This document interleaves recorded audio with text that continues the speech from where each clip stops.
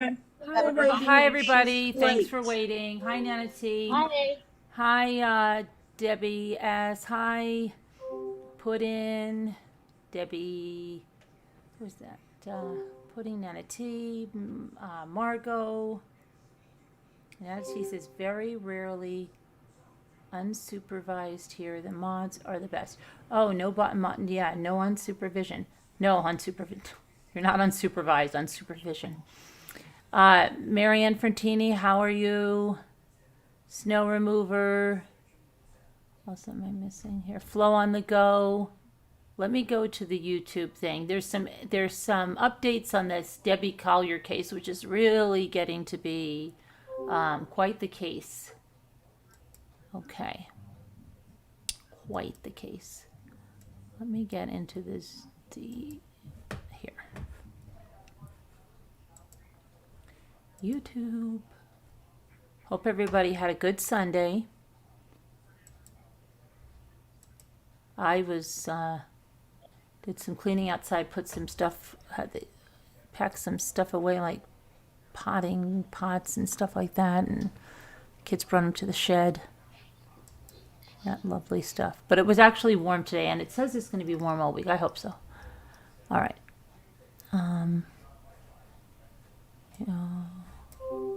Oh, would you look at that? Okay. All right. So yeah, this Debbie Collier case, and I keep thinking her name sounds so familiar, but I think that's just a very common name. Hi, Liza Ward. Okay. Hi, Danielle C. Hi, Sammy Neiman. Hi, Linda G. Isabel B. Earthbound Spirit. Danielle, Rosalita Marie. Everybody, Larky. Okay. Let me go and get these newest developments here on this thing because it's quite crazy. It looks like the daughter and the boyfriend are kind of involved in this thing. And we will go through that. Let me see here. Just had this ready to go. Where'd you go now?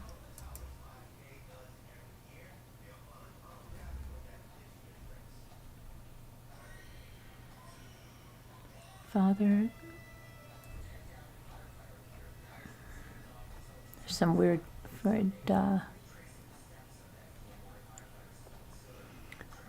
things going on. We've got a lot of very odd true crime headlines. So Debbie Collier, the first thing we have is her husband speaking out, because that's been a weird thing that we haven't heard from the husband, and we heard that family members were there. So Debbie Collier's husband spoke out for the first time. He spoke out on Friday about the loss of his beloved wife as police continued to investigate her puzzling murder. She was a beautiful woman, and I loved her. Loved, past tense. Steve Collier told a news outlet, "It has been a long 2 weeks, and I'm very tired. My wife was a wonderful person." Stephen is 67. He made the heartbreaking remarks in an interview at his home in Athens, Georgia, and he teared up at times. The interview came nearly 2 weeks after his wife's body was found about 60 miles from their home in a ravine in Tallulah Falls on September 11th. Her body was naked, it was partially burned, and she appeared to be grasping a small tree, which is odd. Authorities located her remains by tracing an SUV that Debbie had rented while her vehicle was being repaired. Police began investigating after the couple's daughter, 36-year-old Amanda Bearden, whose name also sounds very familiar to me, allegedly received a Venmo money transfer from her mother on September 10th for $2,385 and a bizarre message that read, "They are not going to let me go. I love you," and something about the key to the house being under a flower pot. It was very strange. So a neighbor of the couple reported hearing a commotion at the residence on the night of September 9th. The neighbor also alleged hearing screaming from the house on a frequent basis.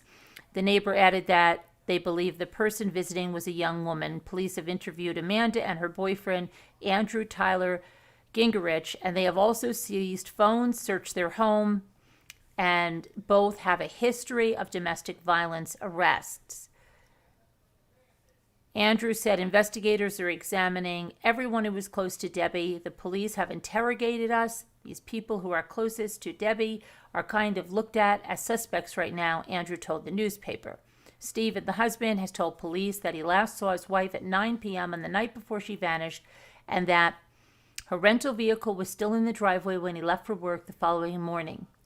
Her husband reported to police that he had not seen Debbie that morning, as the couple sleep in separate bedrooms because he snores. And he said that authorities have not yet shared much information with him, only what has been released to the public. Police found my wife's body in Habersham County near Clarksville, Georgia. They said it wasn't suicide and it wasn't a kidnapping. They say it was murder. If they have more information, they haven't shared it with me yet. Investigators have not publicly identified any suspects as of Friday evening. They were still awaiting the autopsy reports. Okay, and then there's also some more information about that. Hang on. About the husband, about the boyfriend. Here we go.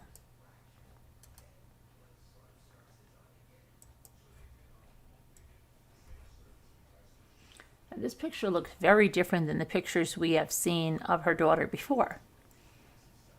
Right? That we saw her with the drink in her hand in those pictures. The daughter of Debbie Collier, who was found dead under mysterious circumstances, had a turbulent relationship with her boyfriend, a former MMA fighter who allegedly wrote a threatening note warning his girlfriend and her family to stay away or he'd hurt them in May of 2021. And now, Fox News obtained body camera footage from an arrest a year ago in which Andrew Gingerich, 27, accuses 36-year-old Amanda Bearden of siphoning off his money to use to buy drugs. Now, it's Amanda Bearden's mother, 59-year-old Debbie Collier, who was the woman that was found dead.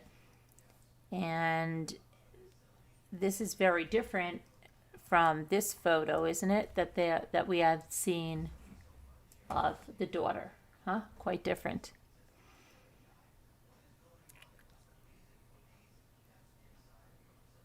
In the September 4th, 2021 footage, the boyfriend allegedly shows up at Amanda Bearden's doorstep in violation of a restraining order that's been in place since the May incident.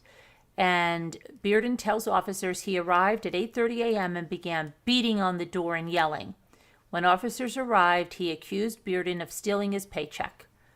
I don't have a phone because my phone broke, so this is the dumbest mistake I've ever made.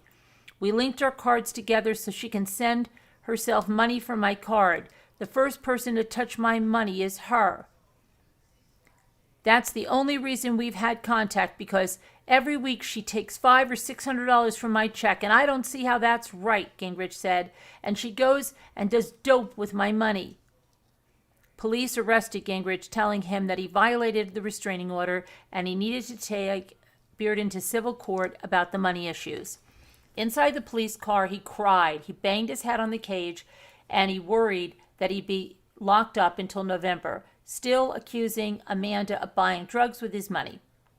She's probably on drugs now, he said right before he was handcuffed. Despite the restraining order, Amanda and Gingrich seem to have reconciled and appeared together outside their home as recently as September 23rd.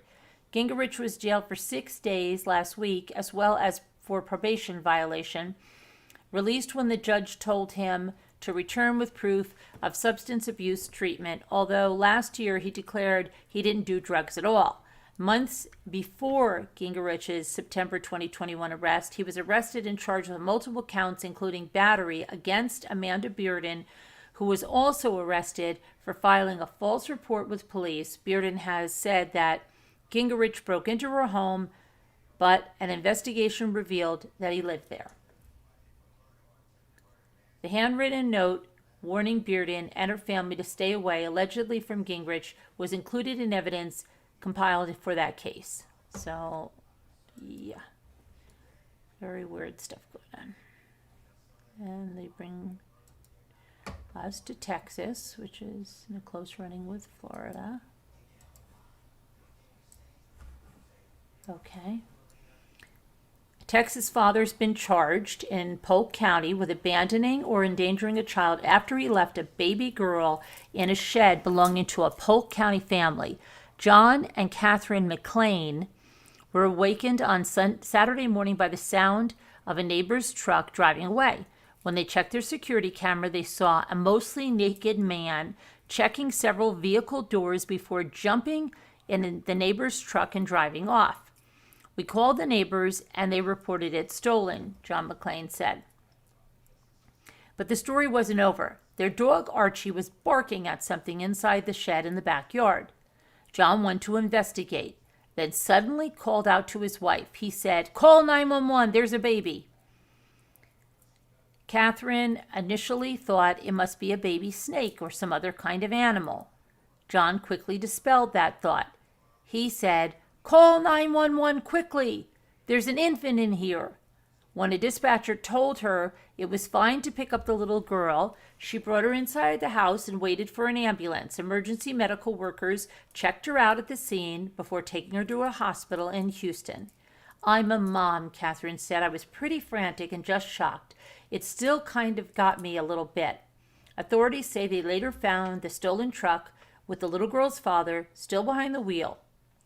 His own vehicle was found abandoned near railroad tracks that run behind the McLean's property. The McLeans say they looked further back on their surveillance video and saw the suspect holding the infant before going into the shed. He spent hours inside before leaving and driving off in the truck. Polk County jail records identify the suspect as Clifford Jason Gines, and they say he's being held on $200,000 bond. Well, at least he didn't kill the baby. Okay. Let's see.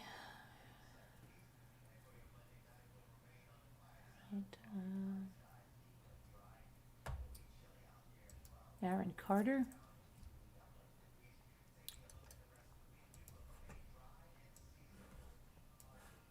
Okay, so Aaron Carter had police at his door for a welfare check after he went live on Instagram because worried fans believed he was possibly doing drugs off of camera. Law enforcement sources told TMZ that police received a call Tuesday evening with many saying Aaron was possibly overdosing on social media. Let's see. And they said, in case you missed it, Aaron went live Tuesday night to chat it up with his followers, but at one point the screen went black, and some fans thought they could hear spraying and inhaling going on in the background. Police and the fire department responded to Aaron's home in Lancaster. Sources say they tried calling Aaron and knocking on his door to no avail, but eventually made contact with him. Aaron told officers he was sleeping. We're told cops found no drugs, and they say there was no criminal activity of any type going on and no self-harming attempts. Sources told say on Instagram, his Instagram followers would call the cops more often in the past, and they thought his recent behavior online caused alarm once again. Aaron later claimed it was all a joke, calling himself the troll hunter while spraying what appears to be air freshener. Some fans weren't buying it, with some even noting that the two sprays sounded different. Okay. So, I don't know. Okay.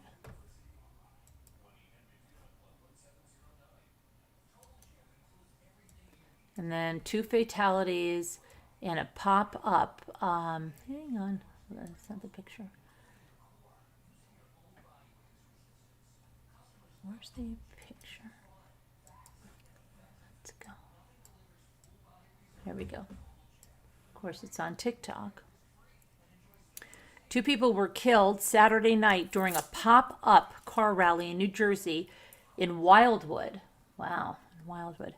Where thousands of people swarmed in, overwhelming police who were grossly outnumbered. Eventually, New Jersey State Police troopers and Cape May Sheriff deputies joined Wildwood police officers, and many of them were patrolling the area on Sunday morning. Gerald J. White, 37, was arrested in connection with the fatal crash. White's from Pittsburgh, Pennsylvania. He reportedly crashed into a Honda Civic, killing its passenger, and then he had 2 pedestrians, killing 1. Wow. The Civic passenger was identified as 34-year-old Timothy Ogden. That name is really familiar. And the pedestrian was identified as 18-year-old Lindsay Weekland. White was charged with 2 counts of death by auto, 2 counts of assault by auto, and 1 count of eluding, 1 count of leaving the scene of an accident, and 1 count of violation of laws to protect public safety. An employee of a liquor store said he saw the crash, and the car was going at least 80 miles per hour when it hit the other vehicle. Video from the event showed vehicles cruising along Wildwood's main roads, Rio Grande Avenue and Atlantic Avenue, before dark, with crowds watching from the sidewalks. But as the sun set, large crowds began spilling into the streets, cheering wildly and videotaping the vehicles doing donuts and burnouts through intersections. Wildwood City Commissions issued a statement saying police were grossly outnumbered and that they had requested help from neighboring jurisdictions as well as the state police. Mayor Peter Byron told NewJersey.com on Sunday that there were further injuries Saturday night, with one of the car rally vehicles hitting a golf cart. Oh, that doesn't sound good at all. Okay.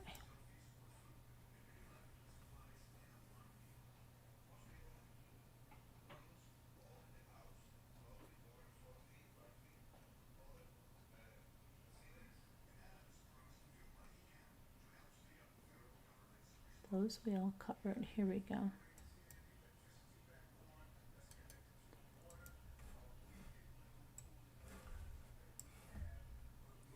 A 62-year-old Memphis woman has been accused of stabbing her boyfriend in the stomach after he slapped her in the face during an argument. Her unnamed boyfriend was rushed to Regional 1 Hospital in critical condition from the stab wound that caused his entrails to fall out of his body. Oh, gosh. Diane Cottrell was charged with 1 count of attempted second-degree murder. She reportedly told police that after the boyfriend slapped her, she went to the kitchen, got a knife, and then she stabbed him in the stomach. They'd been together for 6 years, she said. Cottrell is being held without bond in the Shelby County Jail, and a hearing is scheduled for Monday.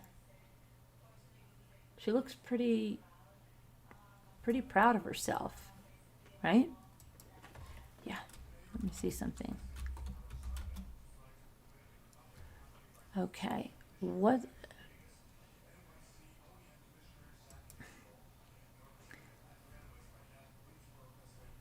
So his entrails are his intestines. So when she stabbed him in the stomach, his intestines fell out of his body. Wow. Unbelievable. Okay, now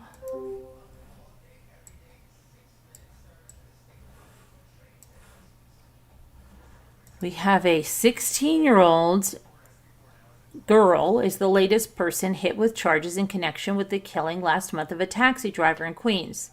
The teenager, whose identity has not been released, was charged with theft of services on August 25th, but police only announced the arrest on Friday. Kutin Gayama, a 52-year-old father of 4 young children, transported 5 passengers on August 13th, but when they reached their destination, the passengers walked away. Gayama ran after them, and the passengers turned on him. They punched him and kicked him. They began to walk away, but one of their number returned and hit him once more, a blow that sent him down on the sidewalk where he smacked his head and didn't move again. That reminds me of that lady that pushed that woman and she died. A few days after the attack, police released video that showed the beatdown and said they arrested 2 men, one identified as Austin Amos, 20, another man in his 20s, Police say 3 girls aged 13 to 16 were also involved. Amos and the other man, later identified as Nicholas Porter, who was also 20, surrendered to the police at the 101st Precinct in Queens. Porter was charged with gang assault and theft of service, while Amos, believed to be the man who struck the fatal blow, has been charged with theft of service, gang assault, and manslaughter. Police said a teenage girl also turned herself in, but it's not clear if that is the 16-year-old who has been charged. It's unbelievable.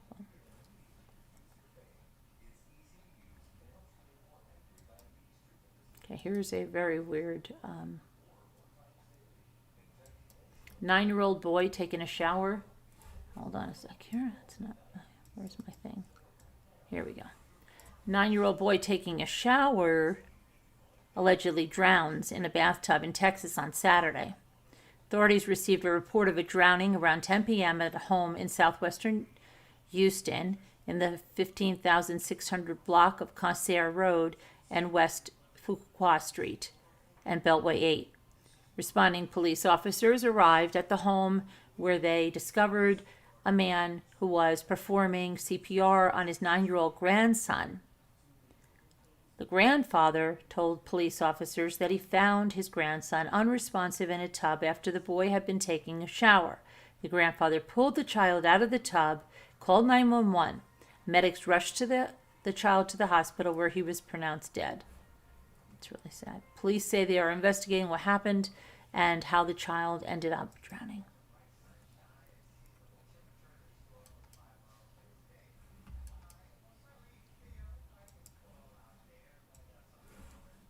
Okay, and then we have 2 teens and 1 adult shot at a Pennsylvania amusement park. Bystanders were trampled while trying to escape. So this is the Kennywood Park in West Mifflin. And 3 people, including 2 teens, were shot at the amusement park. Police responded to the Kennywood Park in West Mifflin around 10:49 p.m. Saturday for reports of shots fired. Investigators believe the gunfire occurred after an altercation with 2 groups of men in front of the Music Express ride. One suspect is described as a black male who wore a black hoodie and a black pandemic mask.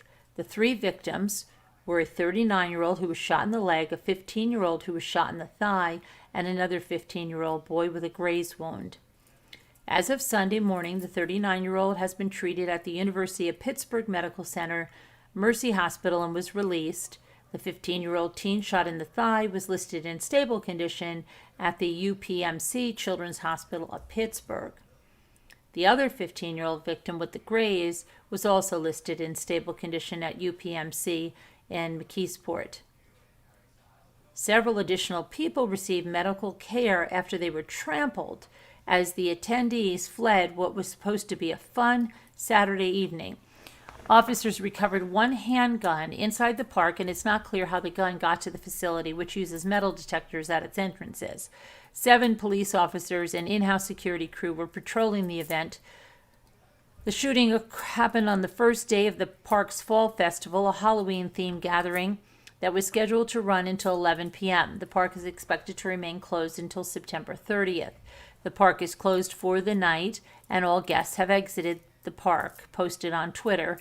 We are aware of a situation that occurred this evening and are working with local law enforcement. The safety of our guests and team members are our top priority. Members of the park security, Allegheny County, and West Mifflin Police Departments are already on site and immediately responded.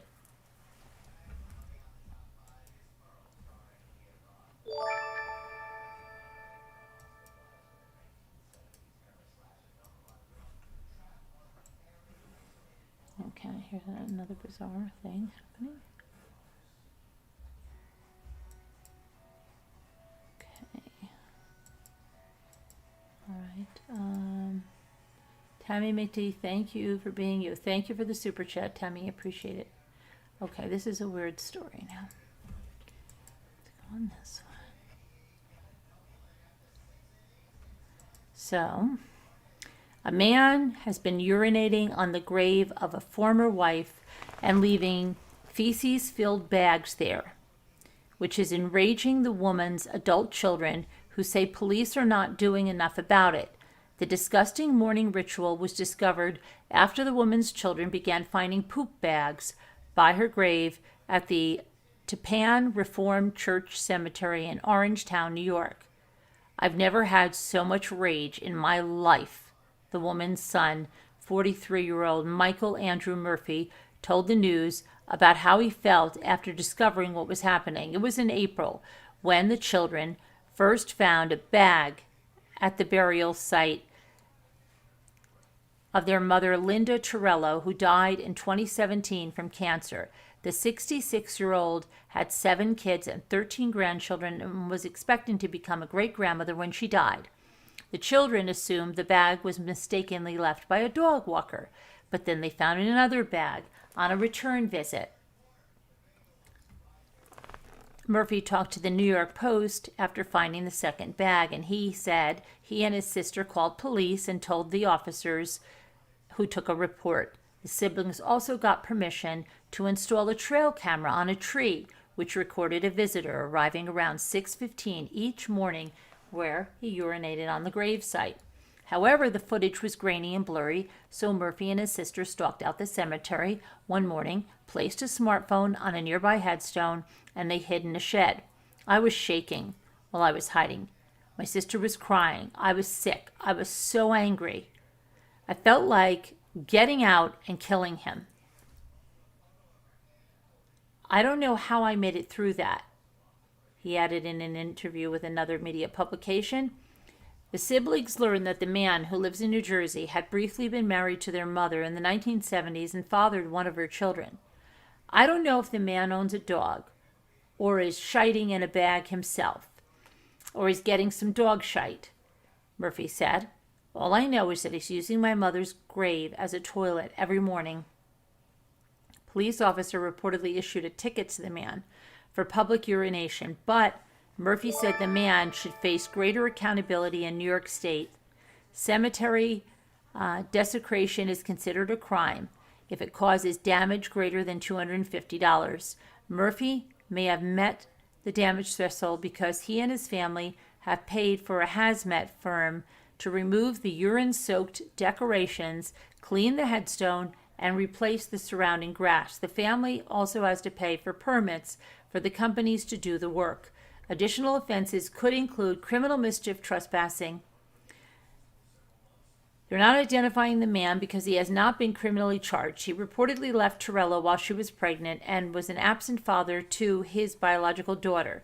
The man reportedly ran into the daughter earlier this year and allegedly told her that he wished she was dead. Wow, nice. Murphy posted a video on Facebook of the man urinating on the gravesite, which prompted comments offering support. This is outrageous, one commenter said. He could have been peeing out there for 5 years and we wouldn't have known it, Murphy told the Post. We only found it out because of the feces. It's been hard to sleep. I'll start to fall out and suddenly I'll wake up. I don't care where you are. This has to make you sick. This happening to our mother is horrible. Wow.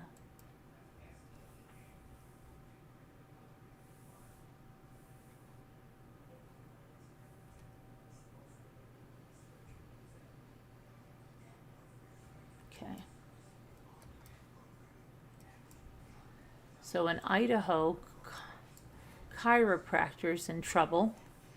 An Idaho chiropractor was arrested this week, charged with recording video of a patient who was changing clothes in a treatment room. Justin Anderson was charged with 2 counts of video voyeurism, according to the Garden City Police Department. Police say a patient found a recording device in the treatment room where she was changing her clothes and immediately left to call the police. The subsequent investigation led to Anderson's arrest. Police asked any other potential victims to please contact them at 208-472-2950.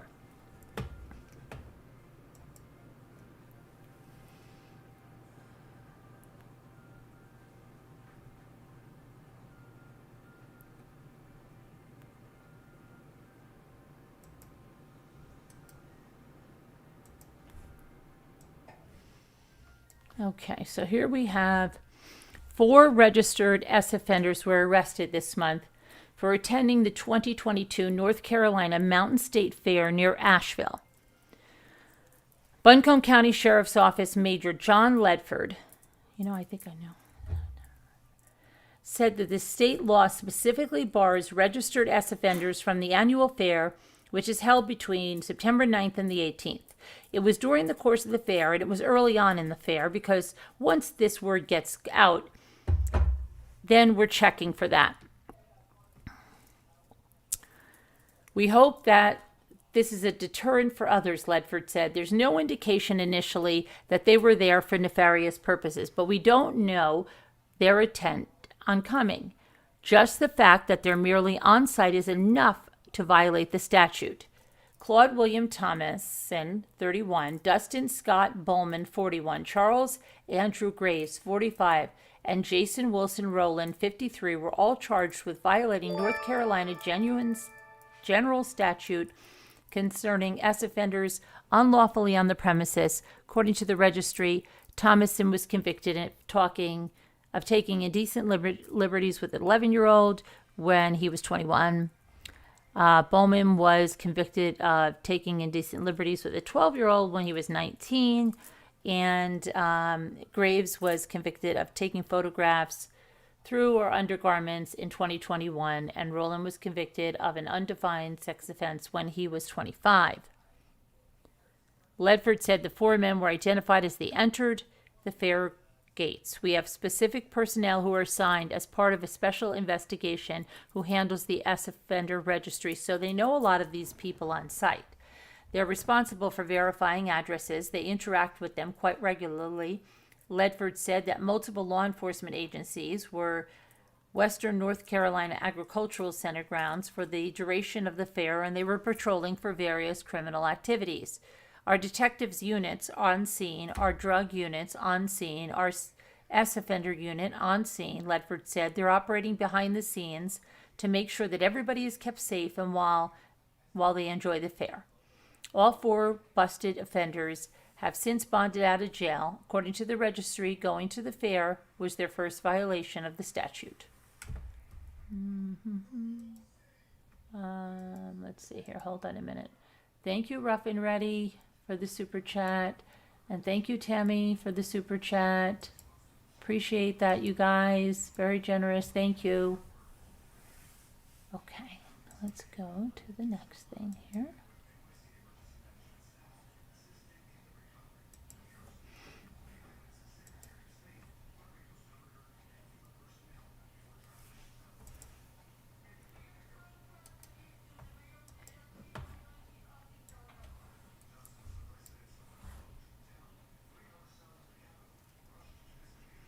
A woman in Ohio is accused of killing her partner and then mutilating his body with the help of who? Her daughter's boyfriend. That's good, right? Police learned of the slaying of 33-year-old John Havens.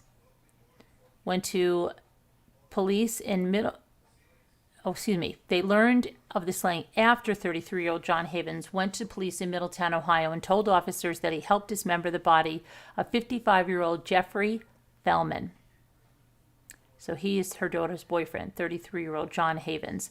And he allegedly told authorities that his girlfriend's mom, that you see there, 59-year-old Bonnie Marie Vaughn, had shot and killed Fellman and asked him to help get rid of her body. Court records obtained by the newspaper show say Havens told police that he used a handsaw to cut up Fellman, who was reportedly Vaughn's domestic partner. When police went to the victim's residence, they found a dismembered body in a room on the first floor. Vaughn was not at the scene, but was later arrested. Authorities have charged Havens with tampering with evidence and abuse of a corpse, while Vaughn is facing a murder charge. Police have been called to the residence before for domestic disturbances.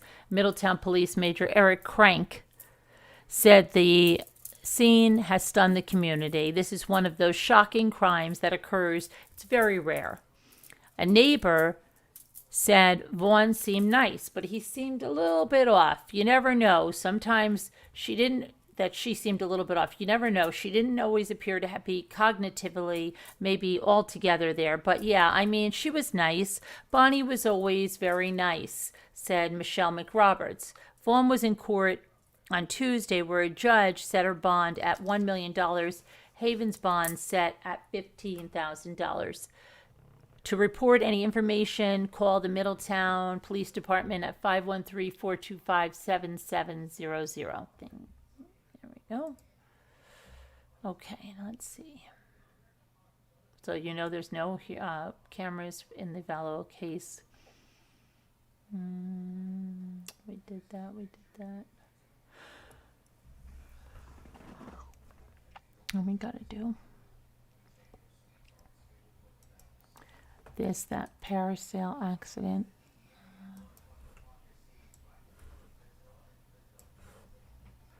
So months after a fatal parasailing accident in the Florida Keys claimed the life of an Illinois mom, seriously injured two young family members, the captain of the boat has been arrested.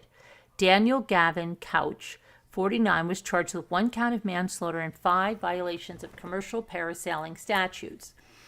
Couch cut the line tethering the parasail to the boat, leaving it to drag them through and across the surface of the water before slamming into the old 7-mile bridge on May 30th. Oh my gosh. Supraja Alaparthi, 33, was dead by the time a Good Samaritan boat captain untangled her and the 2 boys from the lines and rushed them to a restaurant in Marathon to be taken to hospitals. Alparthi's 10-year-old son and her 7-year-old nephew were first taken to the Fisherman's Hospital in Marathon before their mother and aunt was airlifted. No, before the other, hold on a minute, is it the boy? Yeah, before the other little 7-year-old was airlifted to Nicholas Children's Hospital in South Miami. The victim's family has filed a suit against Lighthouse Parasail, Inc., the Marathon-based company Couch worked for. Video released by the firm shows the family lifting off the boat at the beginning of their parasail adventure. Witnesses' videos released at the same time of the accident was shot by a Good Samaritan who rushed to help. It shows the parasail skipping along the ocean surface shortly before the conclusion. Couch said he cut the line because the parasail was pegging and threatening to drag his boat.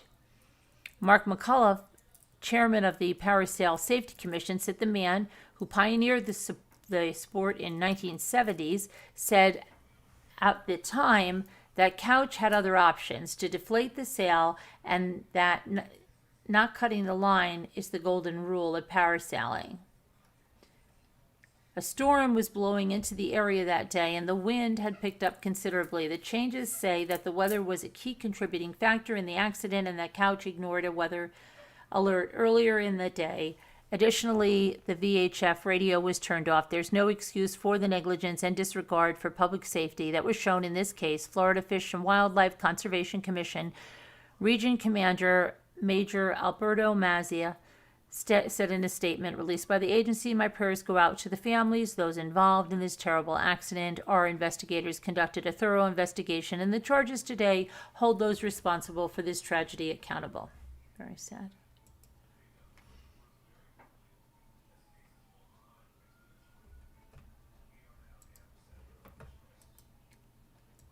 Okay, and then an SUV.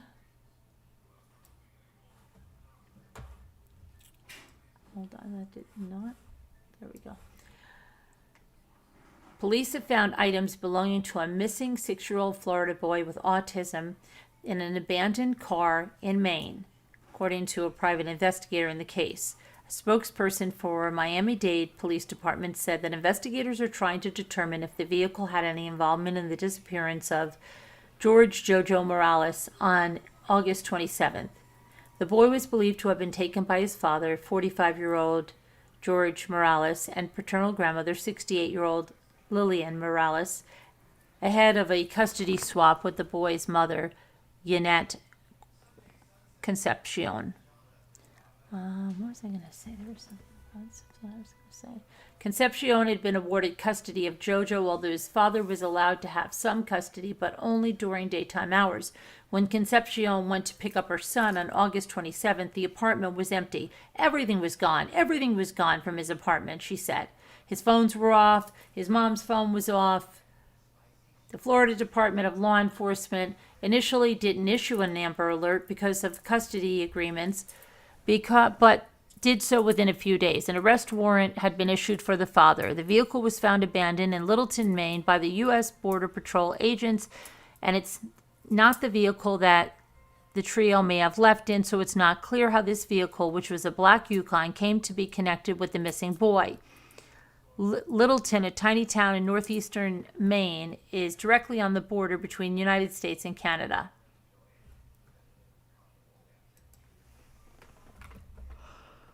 Oh, he's out alive and well, poor kid. Uh-oh.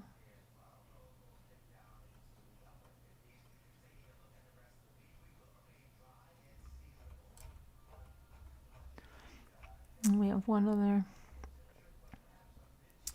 about that LSU student. There was something about French fries or something. Updating that.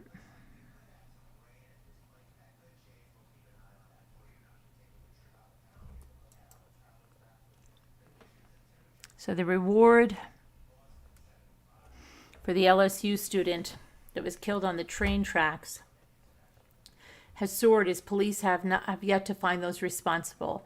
On September 16th, 21-year-old Allie Rice, who is a senior at LSU, was shot to death. Put up a...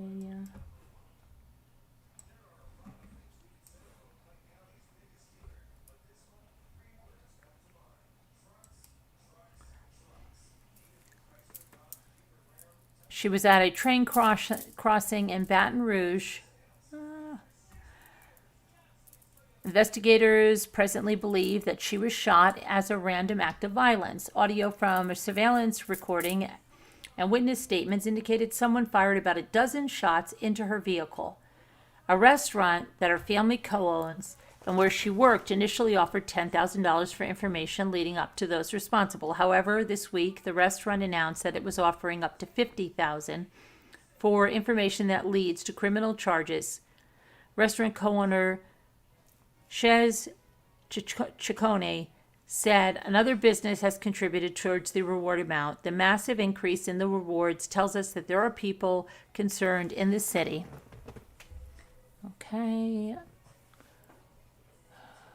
Rice's father, Paul Rice, said he appreciates the public support while he and his family grieve Allie's death.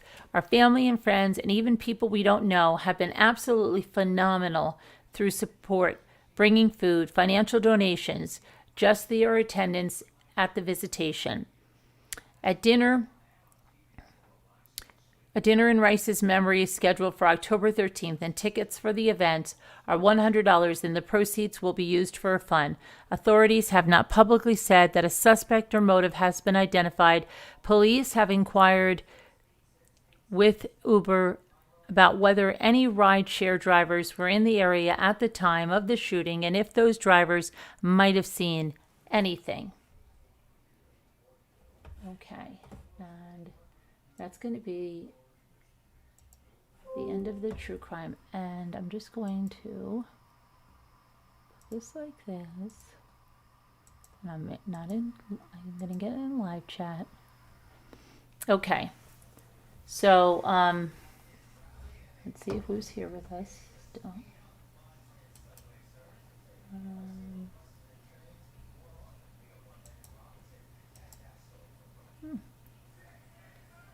Scooter, Danielle, everybody's gone. Okay, hi guys. So, hi Pamela Patrick. Let's see. Debbie S. Somebody was asking me something about you, maybe with the doll. I don't remember. Did you have all your contact information to contact your winners of the doll and stuff?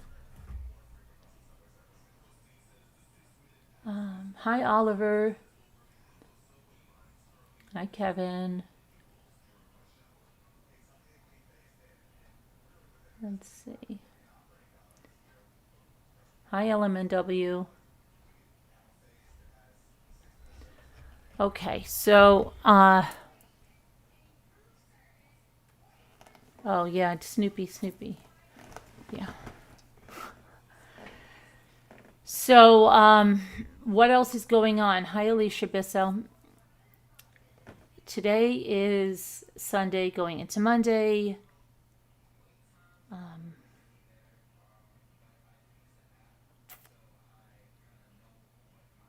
Going to have another sale, probably Wednesday, maybe.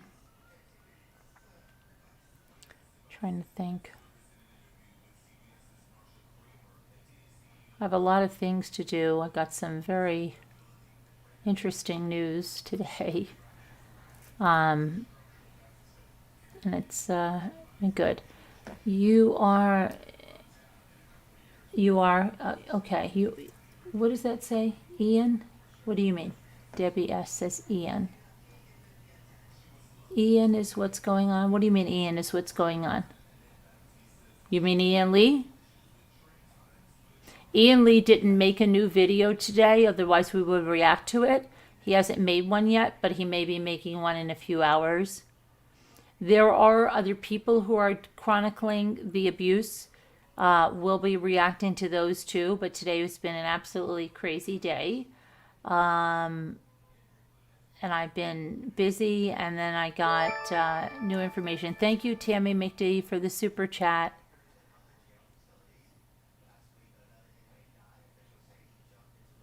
You're preparing for a hurricane, Kathleen? Where are you located, Kathleen? Oh, Ian the hurricane? Is that really? Isn't that funny? That is so funny. I mean, funny, like not funny that there's a hurricane. Funny that that's the same name. Not the hurricane is funny. Funny that it's a hurricane in both ways. You're in the direct line? Okay, when is it supposed to hit?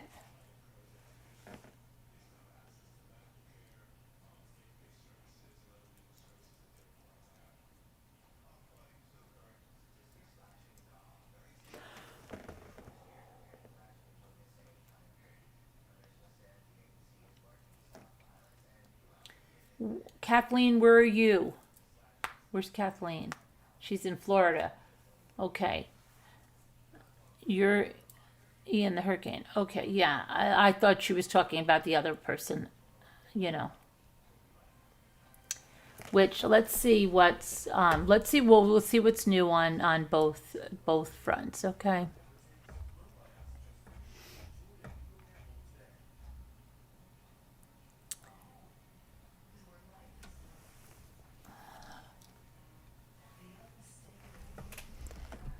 So let's see.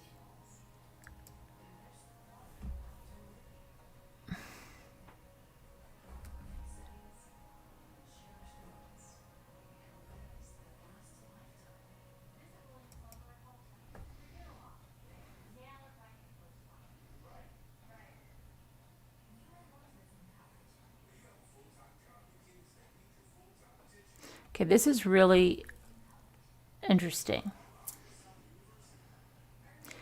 Alex Belfield reported on his own trial. And the thing is, something he said in there, and I quote, "Bear in mind, my audience on YouTube is bigger than GB News, Sky News, and Talk TV put together." Well, that's not too good, because that also means that every time you are stalking, slandering, defaming, inciting hate, you're saying what a huge audience you're inciting, right? Not too good. And that was his channel, The Voice of Reason. And he entitled it one video, BBC and Police Witch Hunt. And while the broadcasters in question might dismiss his audience claims as exaggeration, there is little doubt that he reached a lot of people.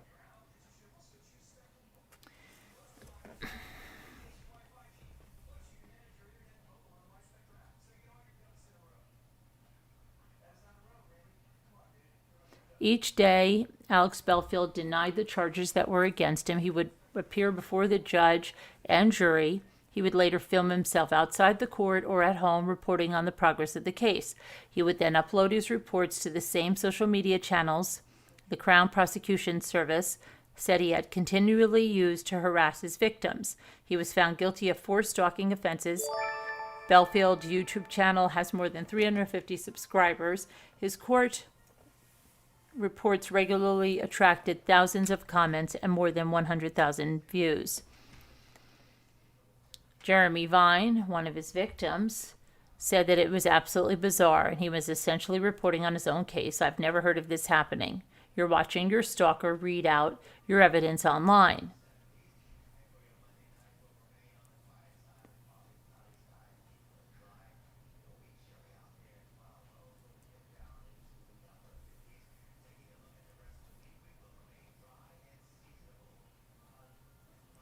I'm just trying to see here.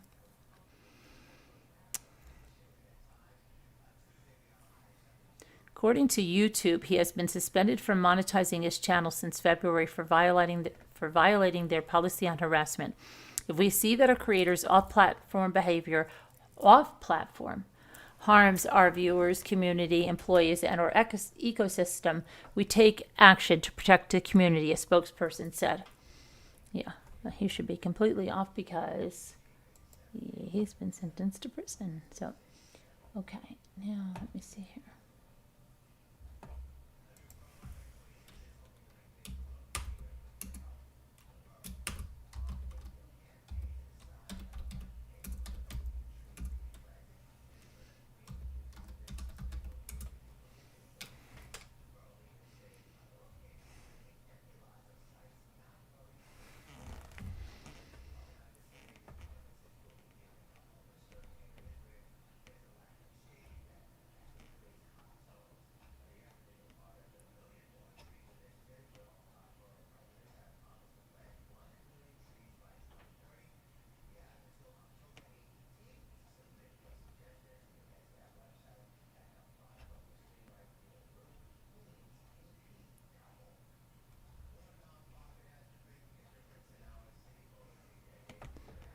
Difference between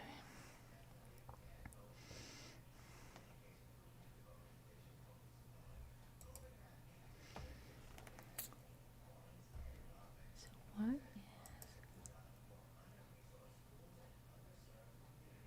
okay, so Jeremy Vine, one of Belfield's victims, has criticized social media companies for failing to take action against online hate in the wake of the jailing of stalker Alex Belfield. Companies such as YouTube and Twitter have no moral values, said the BBC Radio 2 and Channel 5 broadcaster. Belfield was sent to prison for 5.5 years after being found guilty by a jury of stalking broadcasters, including Jeremy Vine. And the judge said in this that the online stalking was not traditional by any means, but was just as effective a way of intimidating victims, and in many ways it was much harder to deal with. He said that Belfield had weaponized the internet, described that as a wholly apt description of your conduct. And Jeremy Vine said, I was brought so low, I just thought there's no point broadcasting if the effect is that I've got this.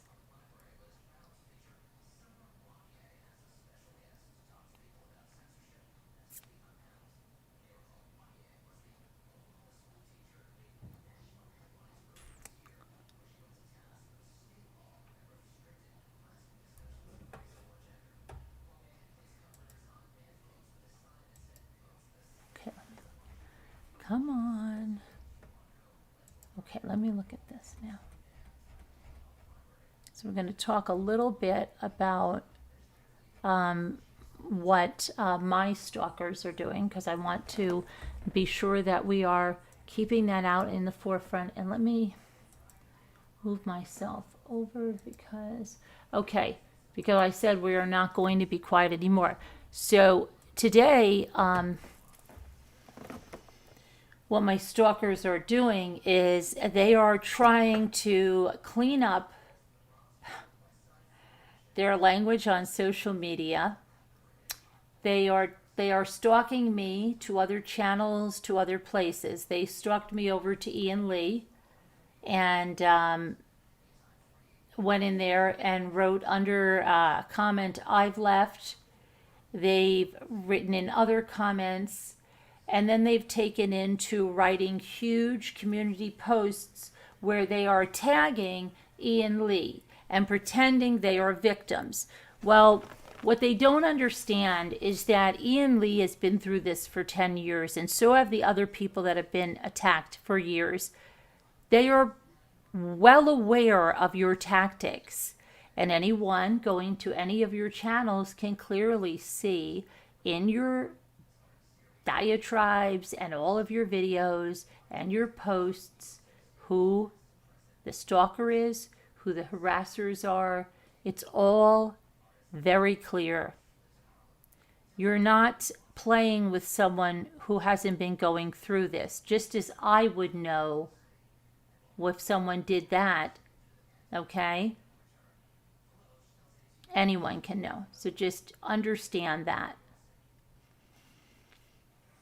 You're not fooling anybody, is what I'm trying to say. You're not fooling anyone with your posts.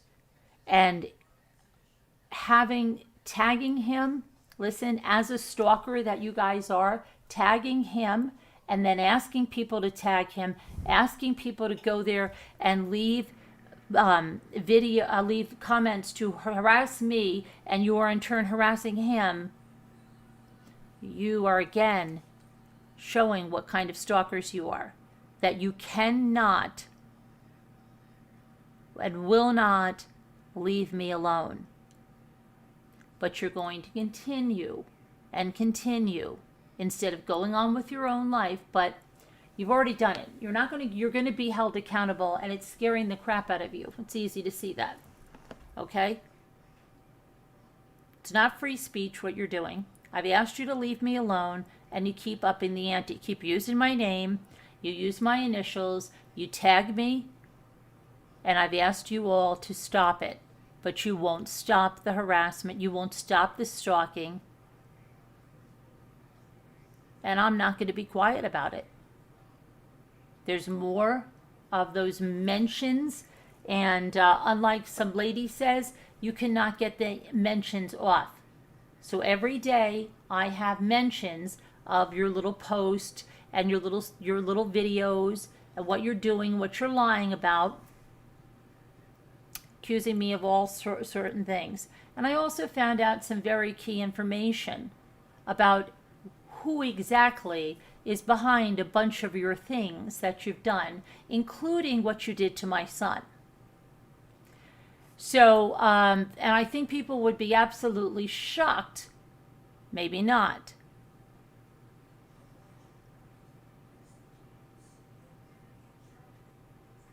It's all coming.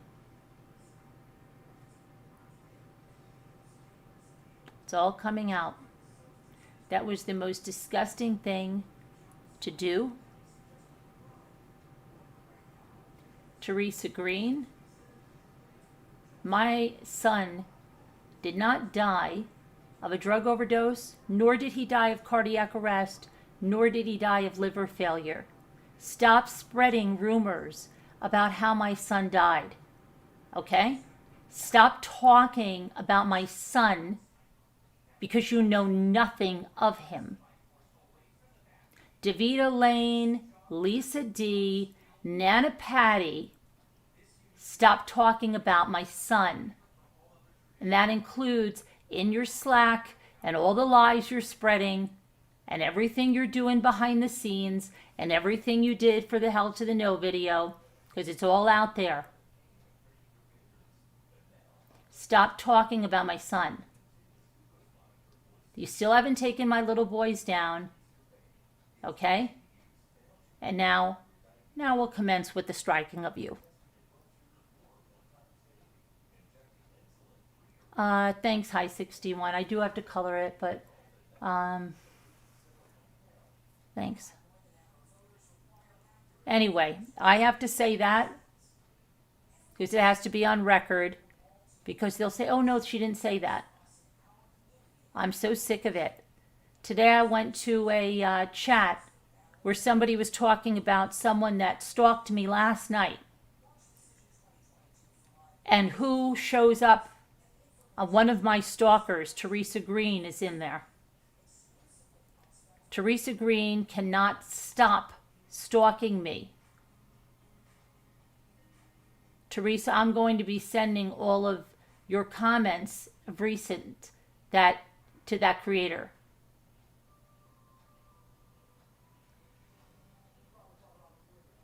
She will not stop stalking me. So we're going to keep calling attention to it.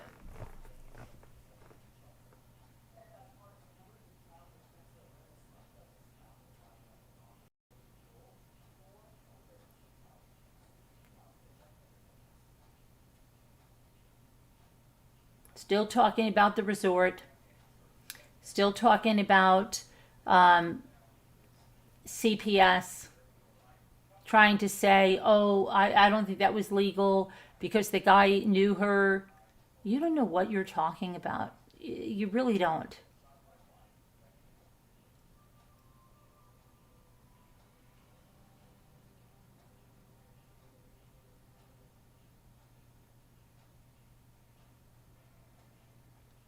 Lady Luck, more videos about me. She cannot stop stalking and talking about me.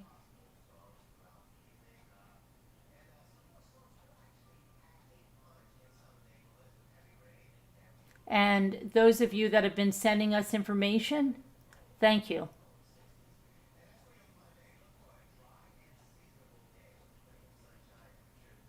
Thank you for the screenshots. Thank you for the information. Okay.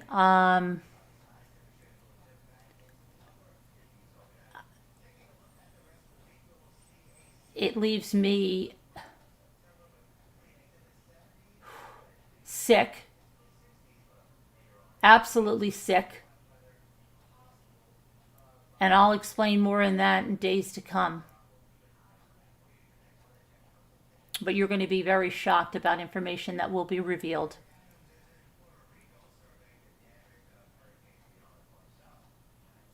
Well, they live in the past, but they're terrorizing people and making their pain even worse.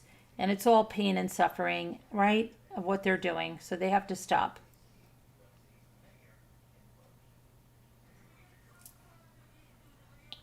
Okay. As we speak right now, these, oh my goodness. Okay. Hold on one second. I do have to check something out here. Get a screenshot of something. 1 second.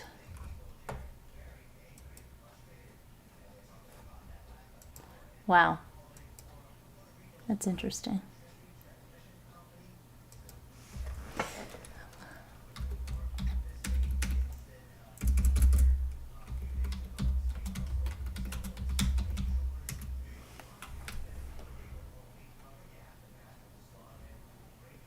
Okay, so let me see. In the last 24 hours, what? 3 videos this one creator's been about me? Okay. You're a glutton, aren't you?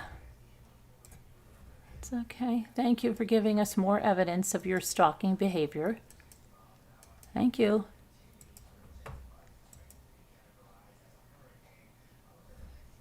Candy from a baby. Thanks for that.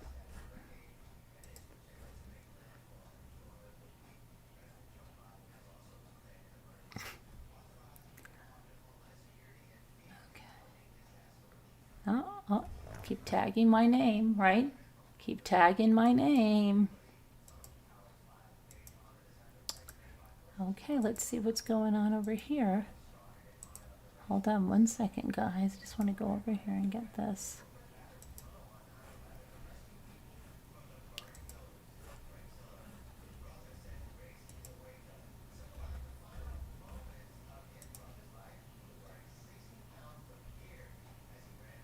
Yeah.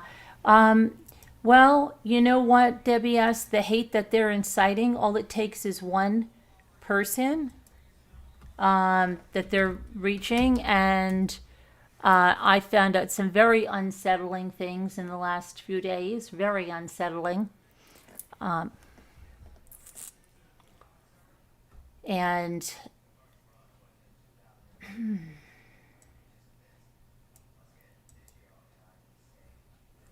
me see here, which is the one that I wanted to do here.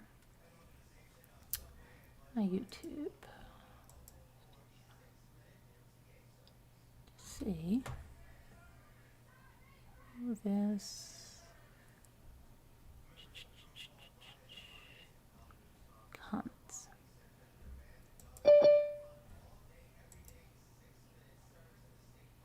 Oh yeah. 11 hours ago. Let's see. In the last day, been tagged in the 3 different stalking channels. They have tagged me in the 3 channels just in the last less than 24 hours. So that goes to another screenshot, and it goes off to the evidence vault. Doing a good job, guys, of really incriminating yourselves. Hi, Liza. Hi, Nicole. How are you?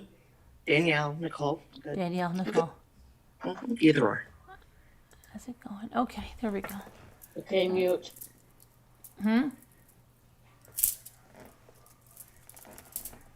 So,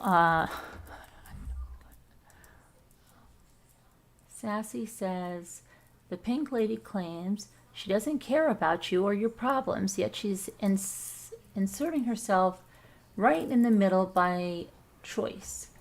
Yeah, that's what I don't understand, Sassy. I'm so boring. I'm so, nobody watches me. They're just going to fall asleep, but they watch hours and hours and hours of my videos. They talk about me all the time. Why would you talk? I don't talk about her. I could care less about her. And you know that because I don't put her in my tags. I don't talk about her, but she won't stop, right? That's insane. But they have no self-awareness. That's their problem. They lack self-awareness to how ridiculous they look. Oh, I don't care about her. I hate her. I don't do this, but I just talk about her 24/7. Yeah, because they know when they talk about anything else, they won't even get 5 views.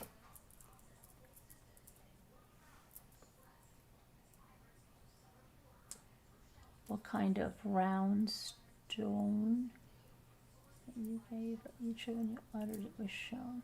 I don't know. Just stop it, she says. Oh, she tells me to stop it? Okay, that makes a lot of sense. That makes a lot of sense. But she has an entire channel that's been dedicated to the stalking of people, other creators that she is jealous of. That's how it started. It's how it always is. She cannot create her own content except to go after and stalk and harass people. It's not free speech. Which they're doing is stalking, harassment, targeted harassment, and we're going to call it what it is, just like everybody else. And they are freaking out because there are real life consequences.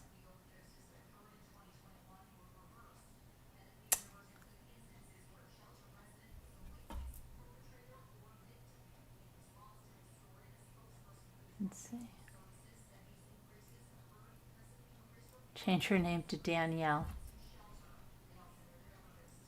They need to create an enemy to get their channel going. Yeah, and they're all when about I don't know, 2 months ago, when someone was on another panel and said that people are going to have to answer for what they did, and what they did is so dirty, you have no idea. of how dirty, and you are going to be shocked when you're shown who did it. And I can tell you, the outrage that was showed about something else will make 0 sense to you when you're shown what they did. And it'll all come out. But now it all makes sense. When Crime Scene Cleaner was the first one that called out their dirty, nasty behavior. Since then, there's been other emails and information, and there always would be. I don't know how they didn't know that people were going to split from them and come forth. I don't know how they didn't know it. How do you not know that? How do you think you're going to go into a Slack, a message board, whatever you want to call it, and do dirty, disgusting things and think that you're not going to go too far at one point and people are going to leave you when you first don't have proof of what the things that you told people to get them to leave, number one, and when you're doing something so dirty, so disgusting, as dirty and low down as you could possibly go.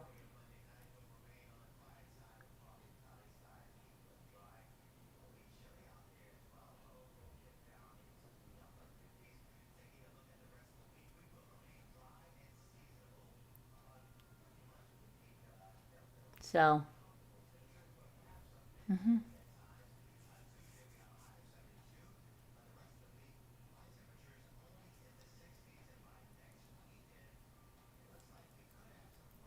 it's way too far. It's way too far when their own people are pulling away because it's way too far.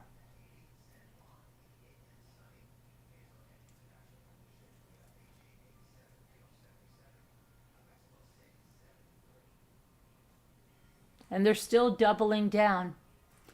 Nana Patty and Lisa D still have that comment on. They haven't taken that down. Even though they know they have no proof it's me. They never will because it's not me. Never.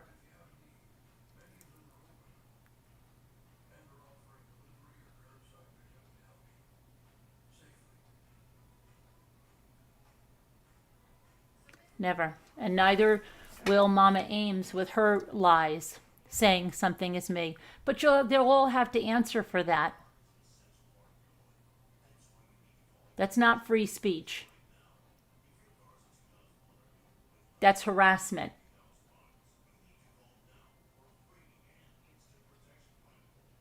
And I've told you it's not me. I've told you to take it down. And you keep it up.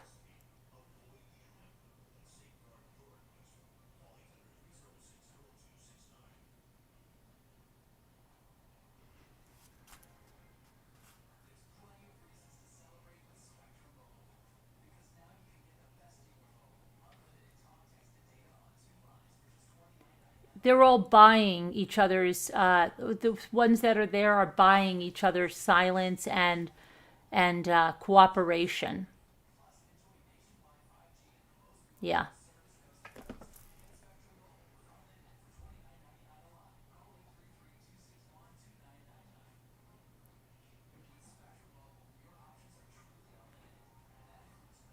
Don't they know what goes around comes around? You know what? I think if they thought what goes around comes around, then the people that were involved in that video,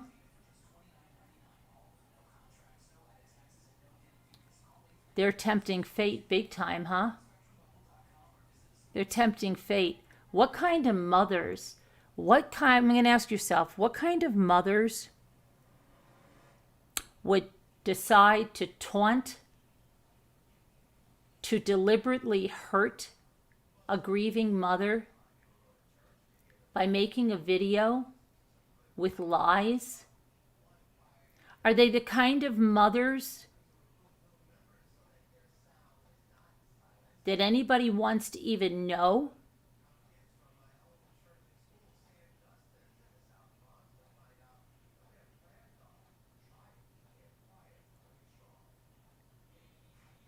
What kind of person does that? Tell me what kind of person does that. Sits there and decides to taunt a grieving mother.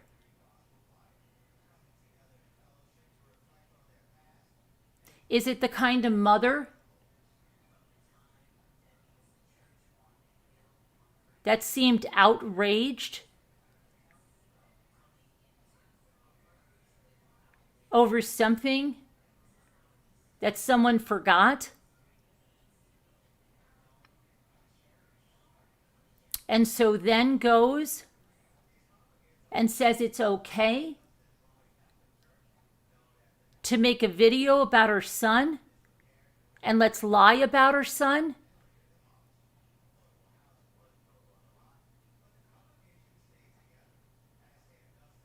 And whether, okay, here's the thing. They lied about my son, but it wouldn't be good. Okay, if they lied or they didn't lie, that video wouldn't have been anything anybody should have put up. But the fact that you lied about him makes it that much worse. That you taunted a family that was on vacation by making a fake video, and you disguised it that you were worried about overdose awareness. But Lisa D., did you tell everybody what you really think about the drug problem and addiction? Why don't you tell all your friends that think you're trying to do awareness what you really think about it? Why don't you tell them what you told me? Lisa says addiction is not a real problem. Drug addiction is not a real problem. It's not a disease. It's not something like that. It's just a lack of self-control. And it's poor parenting. That's what it is. Poor decision making. She doesn't believe in any kind of addiction. Just so you know that.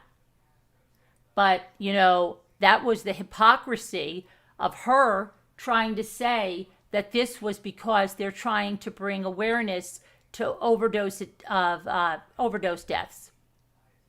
It was all a lie. But then she wanted to slander me. She wanted to slander my son. And she wanted to do it while we were on vacation, along with her friends, Davida and Nana Patty, who are like this with Hell to the No. Yeah, they're all behind Hell to the No, just like I told you from the very beginning. And when I told you, that's when they wanted to destroy this community and the channel, because I was right. Okay? And that's when Lisa and Moo and they came out and they started to bombard the community with their lies. Yeah. And Lisa D said, I should start to accept how my son died. Lisa D, don't you ever tell me how my son died. Don't you ever do that. Because I'll tell you a lot of truths, lady. And I'll tell them to everybody here, honey. When you lie about my son, I'll bring every truth of yours out. Don't you ever threaten me, stalk me, and harass me, Lisa D. You're a coward when anybody confronts you. And you were a coward in Slack. pretending you weren't there, like we couldn't see you, and having somebody else do your freaking dirty work. You want truths? I'll give you truths. You're a stalker and a harasser. Davida Lane, you are a stalker and a harasser. So are you, Nana Patty. And it's all coming out because people are sick of what you did in that video that you tried to lie about my son in there.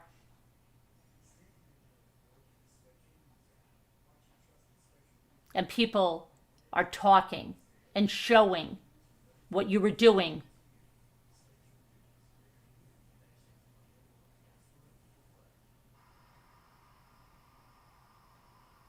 So it's going to come out. You're going to be held accountable. That's the worst kind of stalking, targeted harassment. And everybody's going to know about it because I'm going to shout it from the rooftops what you did. I'm not going to be quiet.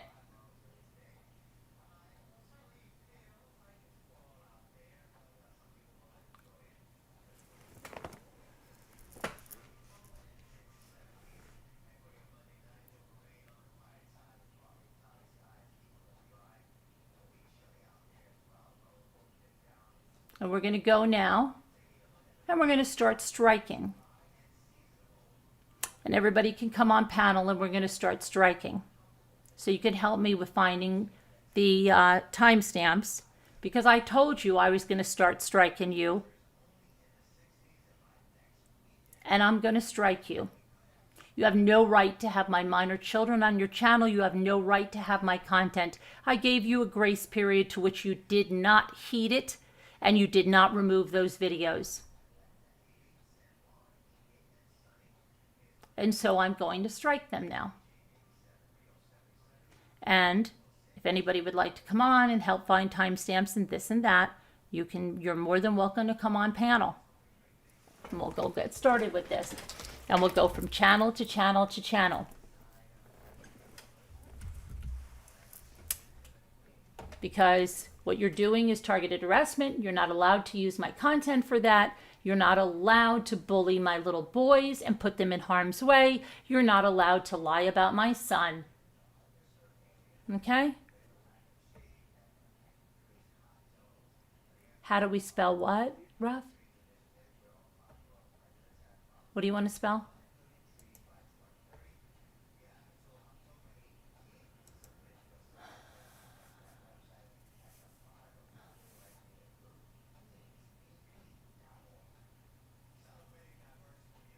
What are we going to do? I don't know what we're spelling. Oh, you're talking about a stone. Okay. So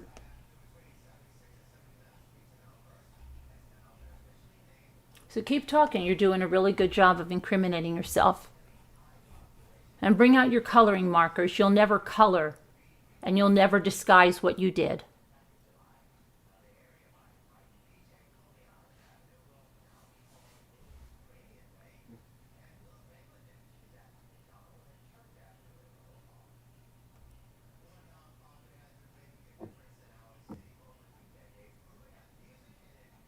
How can we help? How can we help you? Oh, we're going to be doing strikes now. So we're going to get timestamps in the videos, and it should be really easy on this one channel because I think I already have the records for that. So I just thought about that. That should be easy to put them right in now. So I'm going to put the number for you guys to come on, and we will go right on. And I'll put the number in the community and tab so you can help us out if you want. You want to just talk about what's going on. And again, someone was talking about people that have legal issues and they better get their lawyers and this and that, and informants, I think they were talking about themselves. Because what you guys are doing You know, what they don't understand, we already got that. is disgusting. It's absolutely disgusting. Coming after you. Legally. I'm telling you. It'll all be legal. We don't have to stalk you on YouTube. We don't have to get into dirt. That's disgusting, what you guys did. And that'll all be out there. Your names will all be in the news. You'll be making the rounds just like Alex Belfield is. And you can go on YouTube as much as you want and try to compare me to him. Everybody that's a victim knows you're the stalkers. Okay? So just keep it up. You're doing good. It's candy from a baby. Okay, I'm going to put the number in there. And we'll start with issuing the strikes.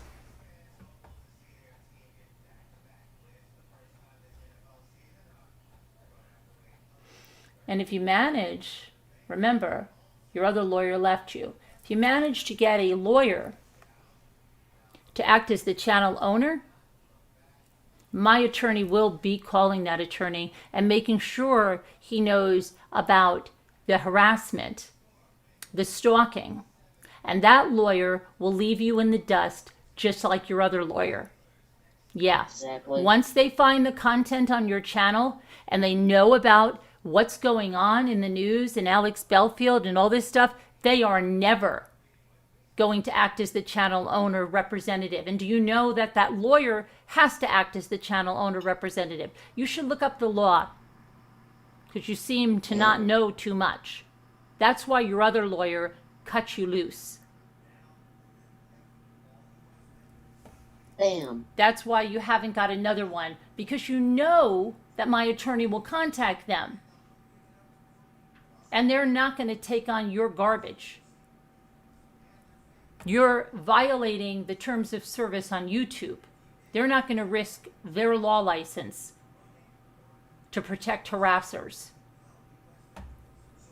They don't want their name dragged through the news the way yours is going to be, and everybody's going to know who all these people are, right? All these little housewives, all these elderly women who just can't stop.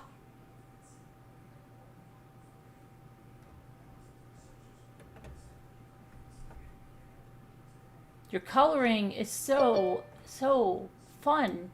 Why are you? It's not. It's a lie. None of that is fun.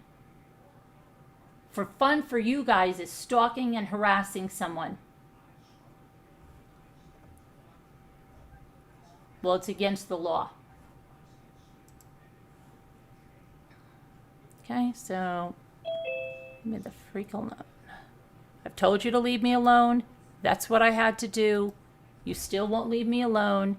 You didn't take the videos down. So now we'll get them down. Because you have no right to use my videos like that. And they are my videos. They are not your content. They are my videos. And you're not allowed to use them to stalk and harass my family. That's not fair use. So, good day, good night, wherever you are.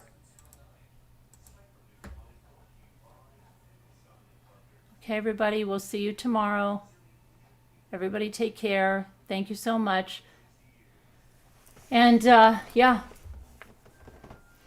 We will, Good night, everybody in chat. Good night. We'll see you in here, who comes in, okay?